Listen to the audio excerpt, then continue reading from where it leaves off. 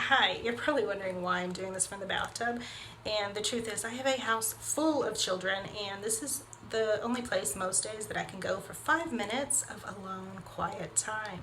In fact, once I had to do a telephone interview with a newspaper reporter from this very bathtub because it was the only place that I could go to hide from the children in order to hear on the phone call.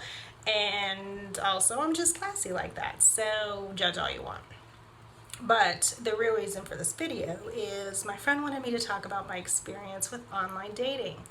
So earlier in the year, my relationship ended abruptly. It was no one's fault, just one of those things that the universe conspired to make happen as it does. And we all know that the best way to get over a man is to get under a new one. But I wasn't interested in jumping back into dating or relationships. I mean, don't get me wrong. I had a few friends who took care of me, and a round of breakup sex, which always seems inevitable, but no relationships or dating, nothing serious. But I was having a girls' night back in the summer with my friend who was going through a divorce, and she'd been married since she was a teenager, so this was her first experience as a single adult woman. And so she'd found this dating app that she loved and she was meeting people with, and she'd been trying to talk me into downloading it, and I had been stubbornly refusing because I don't have time for a phone call unless I'm hiding in the bathtub. How am I going to go out to dinner with someone and have a conversation with someone new? So on this night though, she convinced me to download it, and it seemed like a good idea at the time. Of course, there's a 99.9% chance that that was the alcohol making that decision, but we won't belabor that point.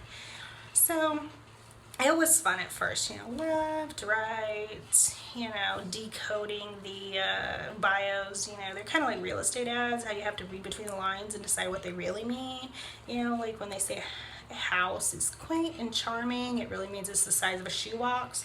And if you try to exist there with another human being, you're going to want to murder each other by the end of the long weekend. Or how a property described as remote and secluded should trigger the sound of dueling banjos in your head and the phrase, "no one can hear you scream." Sort of like that. So it was a lot of fun, good for a few laughs before we fell asleep, right? So then I wake up the next morning and there's all these notifications on my phone. You've got matches and messages. Okay, so let's take a look at these, right? And a lot of them were polite but awkward, some variation of, "tell me about yourself." Well, I don't know. I work too hard, I get paid too little, and I curse a lot. What do you want to know? And then there were the ones who would just come out and tell me that they Googled me. Okay, fair enough. I run backgrounds on everybody before I meet them. You can never be too careful. I don't blame you there. But then they would start throwing in words like intimidating. Darling, if the handful of articles that you found out about me on Google and my Twitter feed are intimidating to you, you cannot handle me in person. Unmatch. But then the strangest part was I ended up having the same conversation with a handful of guys that they wouldn't come out and tell me that they had Googled me, but they would randomly ask the question, "so why is your Instagram only flowers?" First of all, it is not only flowers. There are non-flowering plants, cacti, animals, bugs. If you're going to be critical, at least be accurate. Secondly, I would give them the explanation of, I started that account way back in the dark ages before all the social media was integrated and things were cross-posting. So at that time you had to have an Instagram to see the photos that were posted because people had stopped uploading them to their other platforms. But I didn't have anything that I wanted to share, so I just didn't have anything posted. And one day a friend was teasing me about it and made a joke about how I should at least post some of the billions of photos that I take in my garden or in the woods or whatever, because I do have millions of plant photos. When I die, my children are going to inherit nothing but billions of random photos that they have no context for and have no idea what to do with.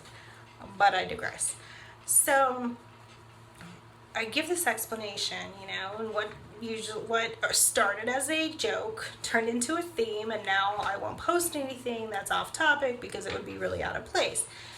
But the strange part is that every one of these guys acted like this was the most bizarre thing they'd ever heard. Like, really, Trevor or Brian or whatever your overgrown frat boy name is, you're telling me that you cyberstalked me to the point that you found my Instagram, which is not connected to any of my other social media accounts and does not have my real name on it. And you either didn't have anything substantial to say about anything you found out about me, or you were so overcome with curiosity about my flowers that you had to bust yourself out on that by asking that question. And I'm the weird one here. Unmatch. I'm over it. Delete the app.